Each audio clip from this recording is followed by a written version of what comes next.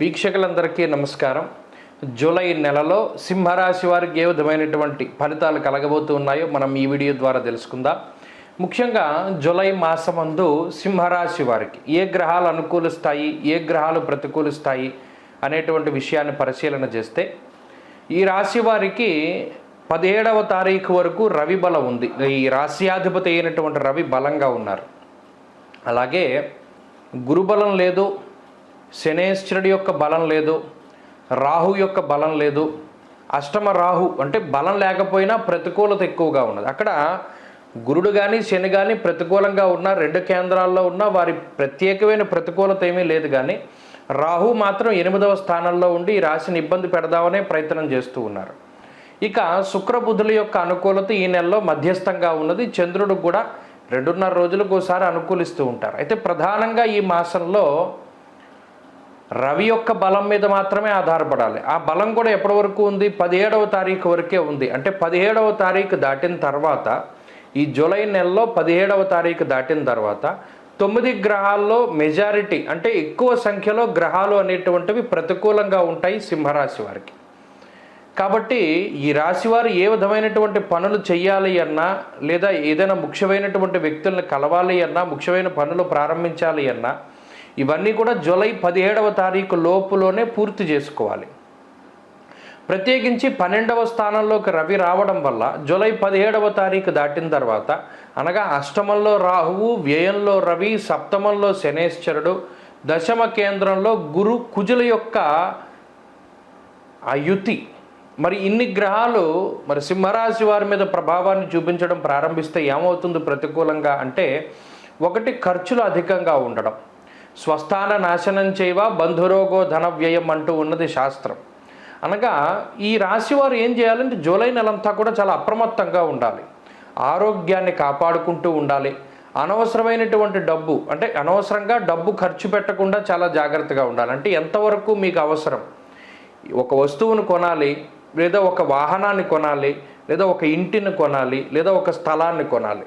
ఇలా ఏదైనా ఒకటి కొనేటప్పుడు, లేదా దేని మీదైనా సరే ధనాన్ని ఇన్వెస్ట్మెంట్ కింద అంటే ఏదైనా ఒకటి కొనుగోలు చేసి మీ ధనం అంతా కూడా పెట్టుబడి కింద దేని మీదైనా పెడదాం అనుకున్నప్పుడు అది మీకు పూర్తి స్థాయిలో అవగాహన ఉంటేనే దాని మీదకి వెళ్ళాలి. అంతేగాని అదృష్టాన్ని నమ్ముకుని, ప్రత్యేకించి జోదము, స్పెక్యులేషన్ ఇటువంటి వాటి జోలికి పోతే అది మీకు చాలా ప్రతికూలమైనటువంటి ఫలితాన్ని ఇస్తుంది. బెట్టింగుల జోలికి, జోదాలు, స్పెక్యులేషన్ ఇటువంటి వాటి జోలికి పోకూడదు సింహరాశి వారు ఈ జూలై నెలలో.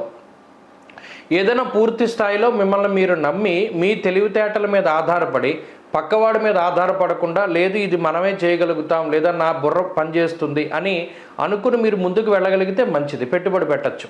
అది కూడా భారీ స్థాయిలో కాదు. అనగా ఈ మాసంలో ప్రత్యేకించి అటు వ్యాపారాన్ని విస్తరించడానికి కానీ, లేదా ఉద్యోగాన్ని మార్చడానికి కానీ, లేదా ఉద్యోగంలో ఏదైనా సాహసోపేతమైనటువంటి చర్యలు చేయడానికి కానీ వేటికి కూడా సింహరాశి వారికి అంత అనుకూలంగా లేదు. ఆ విషయాన్ని మాత్రం చాలా స్పష్టంగా గుర్తుపెట్టుకోవాలి.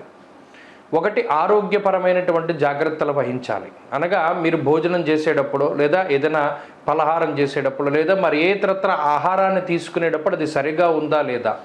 అష్టమంలో రాహు ఉన్నప్పుడు అది క్రిమి భోజనాన్ని, మిశ్రమమైనటువంటి భోజనాన్ని, అంటే సగం పాడై సగం బాగున్నటువంటివి, లేదా దాంట్లో ఏదో పడ్డం వల్ల పాడైపోవడం, లేదా విషతుల్యం అవ్వడం, అంటే ఫుడ్ పాయిజన్ అవుతూ ఉండడం, ఇటువంటి వాటి మీద ఆ రాహు ప్రభావం ఉంటుంది. కాబట్టి మీరు ఫోన్ చూసుకోకుండా, లేదా టీవీ చూడకుండా, లేదా వర్క్ చేసుకోకుండా చక్కగా భోజనం చేసేటప్పుడు దాని మీద దృష్టి పెట్టాలి. కొన్ని సందర్భాల్లో నోట్లోకి వెంట్రుకలు పోతూ ఉంటాయి, లేదా చిన్నపాటి పురుగులు పోతూ ఉంటాయి. ఇవన్నీ కూడా ఈ మాసంలో జరుగుతాయి. కాబట్టి ఇది తినేటప్పుడు పూర్తిగా దాని మీద శ్రద్ధ పెట్టండి. ఇది మొట్టమొదటిగా చెప్పేటువంటి విషయం. ఇక 2, ఆర్థికపరమైనటువంటి అంశాలు. ఇక్కడ ఖర్చు అధికంగా కనబడుతూ ఉన్నది, కానీ ఆదాయ వనరులు అనేటువంటివి పాడైపోలేదు. సింహరాశి వారికి ఆదాయం వస్తూనే ఉంటుంది. కానీ ఇదివరకు 10 రూపాయల ఆదాయమే వచ్చినప్పుడు ఖర్చు 6, 8 ఉండేది. ఇప్పుడు 12, 13 అవుతోంది. ఇక్కడ ఆదాయం పెరగలేదు, కానీ ఖర్చు పెరిగింది ఈ జూలై నెలలో. దానివల్ల కొంత ఏదైనా ఇబ్బంది పడవలసినటువంటి పరిస్థితులు వస్తాయి. అందువల్లనే ఏదైనా ఒక వస్తువు కొనుక్కునేటప్పుడు, ఇన్వెస్ట్మెంట్ చేసేటప్పుడు జాగ్రత్తగా ఉండమని చెప్పింది. ఇక కుటుంబపరమైనటువంటి విషయాలను పరిశీలన చేస్తే, కుటుంబ సభ్యుల యొక్క ఆరోగ్య పరిస్థితులు కూడా కొంత మిమ్మల్ని మానసికంగా ఇబ్బంది పెడతాయి.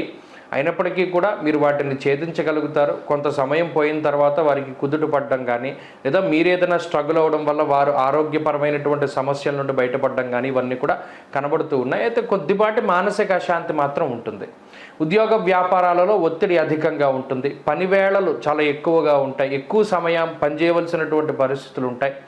అలాగే కుటుంబంతో కానీ, స్నేహితులతో కానీ మీకు నచ్చినటువంటి ప్రాంతాలను సందర్శించడానికి కానీ ఈ మాసంలో అంత అవకాశం దొరకకపోవచ్చును.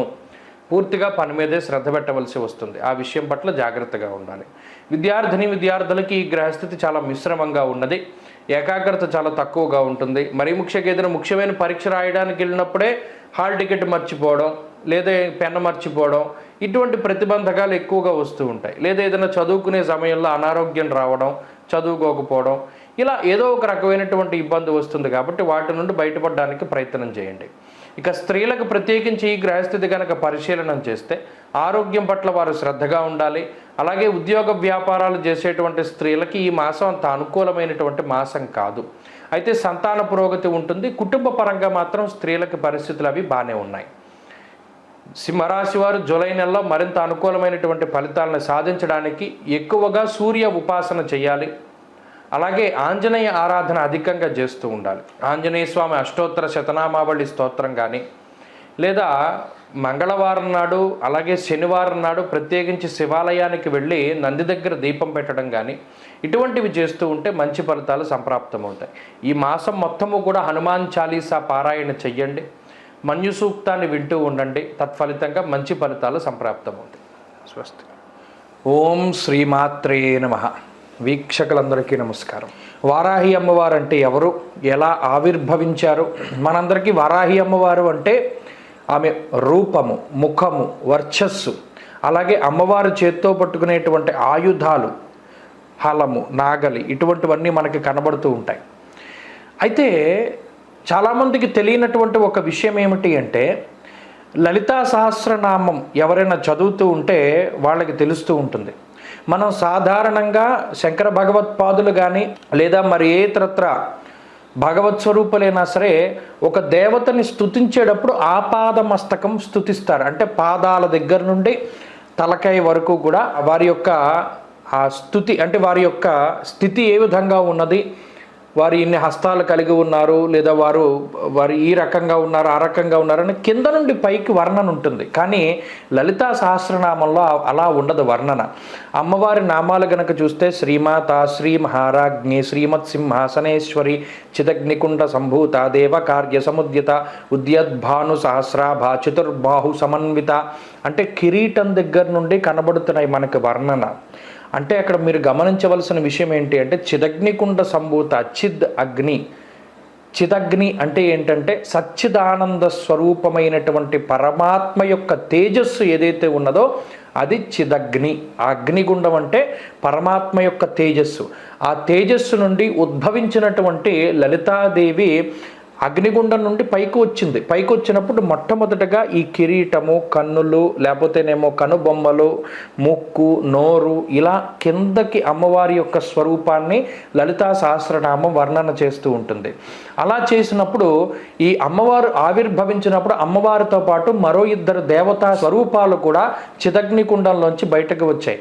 ఒక అమ్మవారు అంటే లలితాదేవి ఆమె మధ్యలో ఉండగా ఆమె యొక్క కుడి చేతి వైపు మంత్రిని పరిసేవిత. మంత్రిని అంటే రాజ్యశ్యామలాదేవి. ఇప్పుడు మన మాతంగి అంటారు, ఉచ్చిష్ట చాండాలి అంటారు, రాజ్యశ్యామల అంటారు, మాతంగి అంటారు. ఇలా ఏ పేరు పెట్టి పిలుచుకున్నా అమ్మవారు శ్యామలాదేవి ఆమె యొక్క కుడి పక్కన, అలాగే ఇంకొక దేవత వారాహి అమ్మవారు లలితాదేవి యొక్క ఎడమ వైపుగా ఉంటారు. ఇది చిదగ్నికుండంలోంచి ఉద్భవించినటువంటి దేవతా స్వరూపాలు.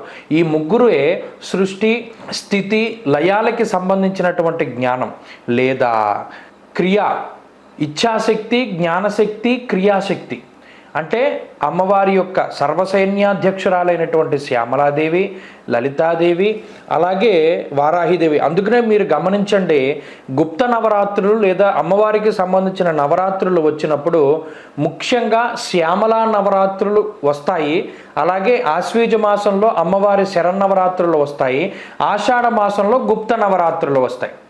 ఈ మూడే వస్తాయి.